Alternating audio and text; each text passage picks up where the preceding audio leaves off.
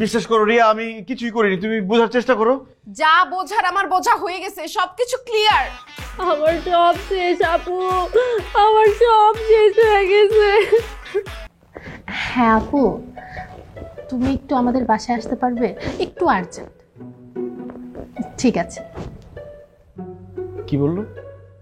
রিয়া আপু বলেছে সে আসতেছে। এখন এত টেনশন না করে শরবতটা খান তো।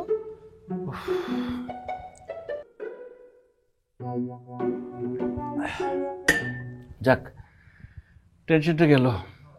আচ্ছা, তুমি ওইভাবে চলে আসলা কেন তখন? রিয়া যদি উল্টাপাল্টা কিছু করে ফেলতো, বুঝতে পারছো কি অবস্থা হতো?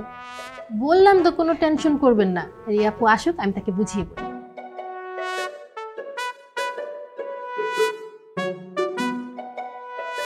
কি হয়েছে? খারাপ লাগতেছে? মনে হচ্ছে খুব বেশি স্ট্রেস নিয়ে ফেলছি। আরে স্ট্রেস নিছেন? জুসটা তো এখনো শেষই হলো না। উঠেন।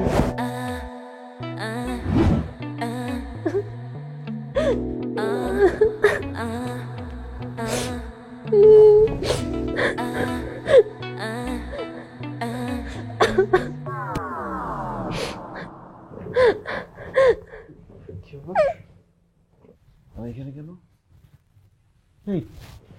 তুমি কাঁদছো কেন? আমি এখানে কেন? আমি আপনাকে ভালোবাসি, এই জন্য আপনি আমার এত বড় একটা সর্বনাশ করবেন? আমি করছি না, অন্য কেউ এসে করে দিয়ে গেছে। কিছুই বুঝতে পারছি না। আমি এখানে আসলাম কখন? আমি এখানে কিভাবে আসলাম?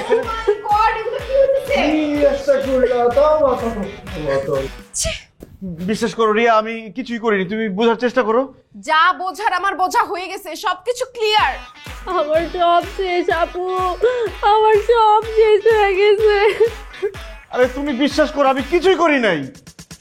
আপু 10 মাস 10 দিন অপেক্ষা করেন, করছে নাকি করে নাই সব প্রমাণ হয়ে যাবে। কি আশ্চর্য, 10 মাস 10 দিন অপেক্ষা করতে হবে কেন?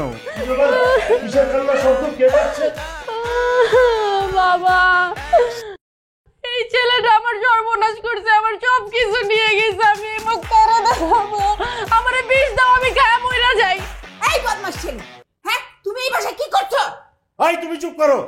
আমি না এই ছেলেকে বাড়ি থেকে বের করে দিয়েছিলাম, ও এখানে কি করে আসলো? আর আমার মেয়েরই বা সর্বনাশ করলো কি করে? আমি ওকে ছাড়বো না, পুলিশে দেবো। আরে আমি তো কিছুই করি নাই। এ করো না কিছু, হ্যাঁ? গরম ডিম ভিতরে ঢুকাই দিলে এইসব বাড়িয়ে দিব। মিনিমাম 14 বছরের জেল। আর একটাও কথা না, পুলিশ ডাকো। ডাকেছি, দাঁড়াও। আঙ্কেল আপনি প্লিজ উত্তেজিত হবেন না, আপনি একটু ঠান্ডা মাথায় ভাবুন কিভাবে সমাধানটা করা যায়। সমাধান একটাই, ওর আমাকে বিয়ে করতে হবে, তাও সেটা 2 দিনের মধ্যে। অসম্ভব, এই বিয়ে আমি করব না, কারণ আমি কিছুই করি নাই। বিয়ে তোকে করতেই হবে। তাহলে 14 বছরের জেল। জেল খাটে খাটবো, কিন্তু বিয়ে আমি করব না। এই আমি পুলিশ খবর দিতে বলেছি না, তাড়াতাড়ি করো। দিচ্ছি। আঙ্কেল পুলিশ ডাকতে হবে না, ও বিয়ে করবে।